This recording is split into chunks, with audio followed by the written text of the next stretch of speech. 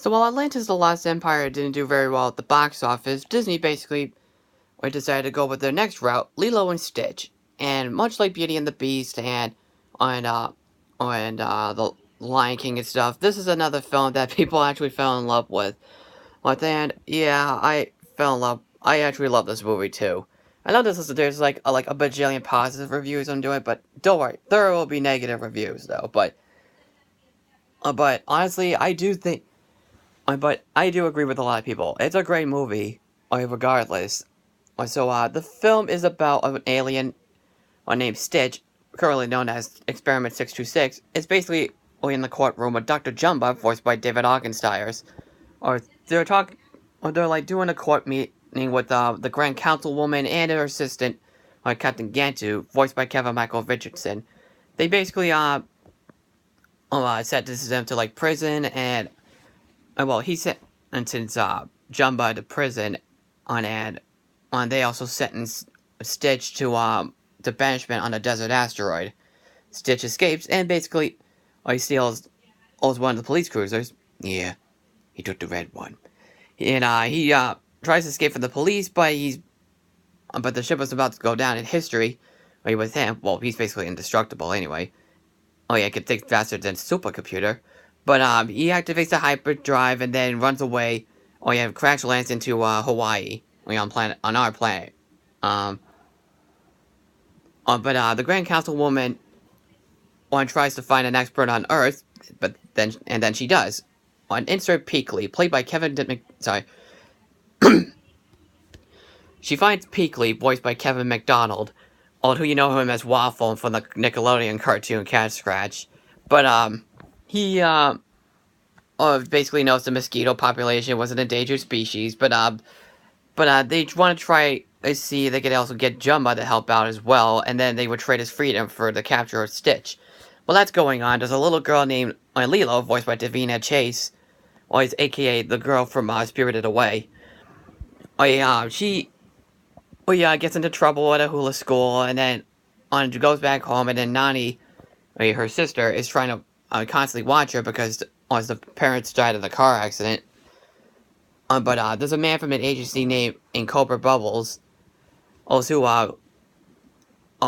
trying to make sure that Nani is a good parent or stuff, but if not, then he has to take her away from her. While Stitch is trying to find the city to destroy, he gets run over by trucks, transport himself into a doggy rescue place, to a pet center, and then Lilo comes across him, and then they start. At first, they don't get along with each other. Alright, then Nani gets very concerned about Stitch and trying to keep her job intact, and then she gets fired from her job because what Stitch did. And then she has a love interest. Named David. Played by Jason Scott Lee. He of course he has a crush on her and wants to date her, but she doesn't want to. But then the aliens do come in and try to capture Stitch, but by putting in different disguises, like Peakley wearing a wig. There's this really funny scene in the movie that he tries to wear a wig, and then Jumba's like, "What are you doing?" "Nothing." "Say, I want to try it on." "No, share." "You're just jealous because I'm pretty." That's so funny.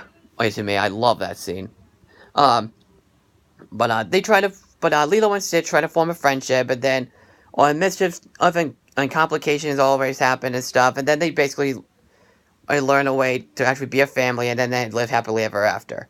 So the story has a great setup, and the best parts of the movie are not just with Lilo and Stitch, it's also with Nani and Lilo, and they really feel their pain that they've been going through, like the tragedy that happened between them and the family, since their parents passed away, and now Lilo is about to be taken away from the child support area, because they don't know if they think that Nani is a good parent and stuff. Then there's no real bad guy aside from Captain Gantu, but it's just complications and stuff. These characters are very memorable and they're very fun to watch. The animation is just so fun to watch as well. And This is actually the first film directed by Chris Sanders and Dean DeMoy, the people who directed How to Train Your Dragon, on 8 years later. But there's a lot of very funny moments, and particularly from Jummer and Peakley. Oh yeah, I don't think I consider it as one of Disney's funniest films, but it is funny though. The film is pretty funny, and it is very entertaining. So, oh yeah, the film on its own, it is a great film regardless.